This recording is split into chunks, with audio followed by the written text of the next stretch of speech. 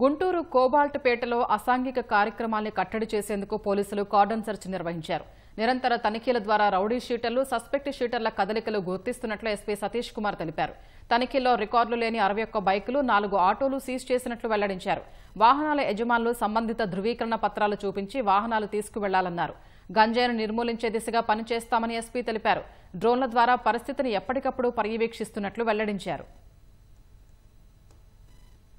మన main ultimate aim ఏంటంటే ఇక్కడ ఉన్న రౌడీ షీటర్స్ కానీ సస్పెక్ట్ షీట్స్ని చెక్ చేయడము, తర్వాత వెహికల్స్ నంబర్లెస్ వెహికల్స్ కానీ రికార్డ్ లేని వెహికల్స్ కానీ సీజ్ చేయడము, తర్వాత మన ఫింగర్ ప్రింట్ డివైసెస్ ద్వారా ఈ లేన్స్లో కొత్త వాళ్ళు ఎవరైనా వచ్చారా, లేకపోతే ఆల్రెడీ వేరు పక్కన అఫెన్స్ చేసేస్తే ఇక్కడ ఎవరైనా ఉన్నారా అనేది ఫింగర్ ప్రింట్ డివైసెస్ ద్వారా చెక్ చేయడం ఒకటి. ప్రజలతో పాటు కూడా ఇంటరాక్ట్ అవ్వడం జరిగింది. ఏదైనా గంజా తాగుతున్న వాళ్ళు కానీ చుట్టుపక్కల గంజా ఏదైనా వాడుతున్న వాళ్ళు ఎవరైనా ఉన్నారా, కురవాళ్ళు అంటే యూత్ వల్ల ఏదైనా ఇబ్బంది ఉన్నారని చెప్పి కూడా ఇంటరాక్ట్ అవ్వడం జరిగింది.